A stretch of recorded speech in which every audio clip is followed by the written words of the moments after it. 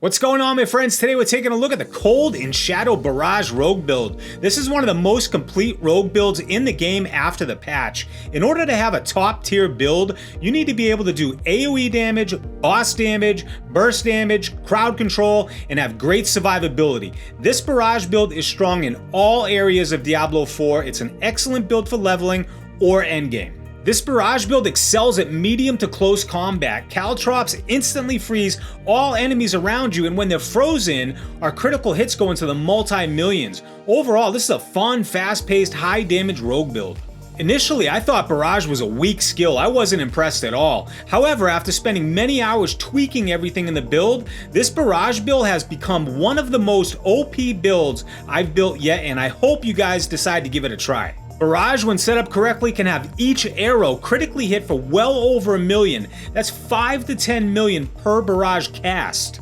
If this sounds like a build that piques your interest, then stick around because I'm about to walk you through step by step on how to build this insanely powerful Barrage Rogue. I'll explain skill tree points, gear, why we use certain aspects, gems, Paragon points, glyphs, and damage combos for mobs and elites. Now, before we get into it, please make sure you give the video a like, comment, and subscribe. It really does help the channel with the YouTube algorithms, and it would be greatly appreciated. Let's jump into the skill tree. Our basic skill is Puncture along with Fundamental Puncture. It's awesome that it adds slow and vulnerable damage, but the main reason we use Puncture is to generate combo points almost instantaneously. It's so much faster than Heartseeker and Forceful Arrow. These two are great, but for a combo point build, you want to be using Puncture. Core skills, we got 3 points in a Stutter Step, 5 into Barrage, and we move over to the subnode Advanced Barrage, so we get that increase of 20% increased critical strike chance. Agility skills, we got 3 into Weapon Mastery, there's 3 coming from our gear, we have 1 into Caltrops, another into Methodical Caltrops. This works perfectly with our Cold Shadow build. Now, Dash here I consider a flex spot. You can pick Dash or you can go with Shadow Step. It's completely up to you. It's not going to change the build whatsoever. I just prefer Dash. I like to dash through the traps while they're frozen, and we can add an additional 15% increase to our critical strike damage, but if you prefer not to, you can absolutely go with Shadow Step. Subterfuge skills, we have 3 into Exploit, 3 into Malice, 1 into Dark Shroud.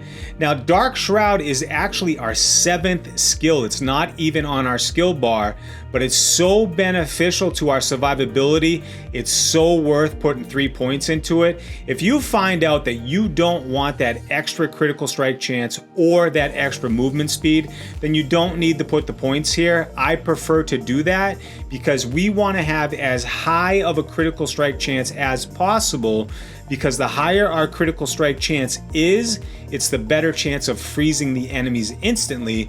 So I definitely recommend going with the Countering Dark Shroud if you are lower on your critical strike chance. Imbuement skills, we have 3 points in a Precision Imbuement, 3 in a Frigid Finesse, so we get that increased damage to frozen enemies, along with 1 into Cold Imbuement, and down to the subnode Mixed Cold Imbuement to get that extra frozen damage also. So when we combine Mixed Cold Imbuement with Frigid Finesse, we get an extra 70% damage to frozen enemies. So don't skip out on these two. Now moving over to Shadow Imbuement, I put 4 into Shadow Imbuement. You don't need to. I just like to do this because it gives that bigger burst ability when you're nuking a large group of enemies. This just helps finish off a lot of those stragglers. So I put a few extra points here. You don't need to put 4 here. If you want to put 1 or 2, that's totally fine. Moving over to the subnode Blended Shadow Imbuement, this is what makes all the enemies vulnerable. And I would say the weakest part of the build is managing your energy. So you can't just spam Barrage 10 times in a row. You're going to run out of energy at that point. So the reason, or the thing that we do to help manage that, is Consuming Shadows. So we put 3 points into Consuming Shadows. Each time you kill an enemy with shadow damage, you generate 30 energy. So as long as you have shadow imbued on your weapons, you will never run out of energy, and then you'll just have to manage it a little bit while you're running the 2 cold imbuments. Ultimate skills, 3 into Adrenaline Rush, 3 into Haste. And for our key passive, it's Precision. It's that increase of 40% to our critical strike damage. Taking a look at our helm, what you want to be looking for here is an increase in attack speed. If you can get attack speed on every piece of gear that you find, definitely add it because we want to have that attack speed as fast as possible. Now, the aspect we have on the helm here, this is really important for this build. So chilled enemies hit by your grenade skills. You're going to see we don't have any grenade skills down on our skill bar. So how do we do that? So we have an aspect on our ring. Caltrops also throw a cluster of exploding stun grenades. So we turned our Caltrops into a grenade. Now going back to this aspect, once they are stunned, they are frozen, and you deal increased damage to frozen enemies. Again, we deal massive amounts of damage to frozen enemies. This helps with that big time. On your chest, you want to get that 20% damage reduction. On your gloves, you want to get an increased critical strike chance along with attack speed if you can find that, and plus ranks of barrage along with having the aspect that adds the extra arrows to barrage.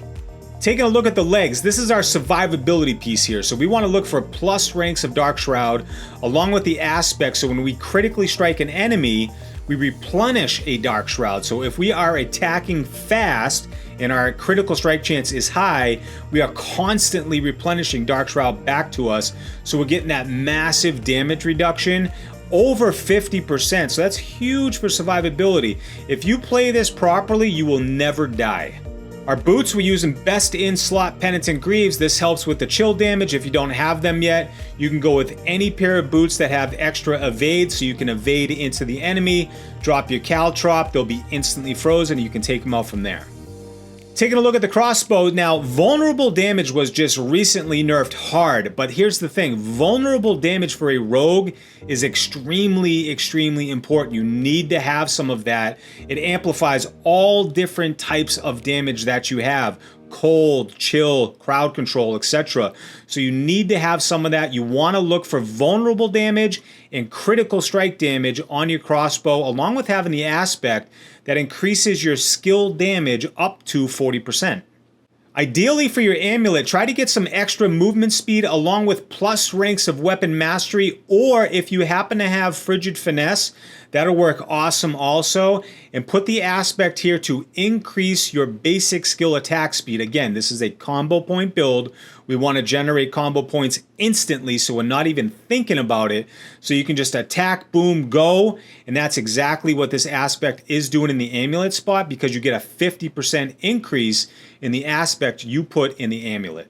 Now for our rings, what we're looking for here is critical strike chance, critical strike damage, and vulnerable damage on both of them. Now we already took a look at this aspect. The other aspect we have here kind of brings the whole cold and shadow build together. So damaging a chilled or frozen enemy with a shadow imbued skill gives you a 75% chance to release an explosion. So this is awesome when you have a large group of mobs and you're ready to just nuke the entire screen. This kind of brings the whole build together and allows that to happen. Our melee weapons, we have Condemnation. This is absolutely perfect for a combo point build. As you can see, it adds 40% damage when you spend 3 combo points. If you don't have this yet, it's totally fine. You can use anything here, a sword or a dagger that has plus vulnerable and plus critical strike damage. Now our other weapon is a sword. We're looking for plus critical strike damage and plus vulnerability here also, along with having the aspect attacking enemies with a basic skill, which is puncture, adds increased damage to your core skill, barrage, by up to 30%. So these two coerce together perfectly. Again, we are running a combo point build here.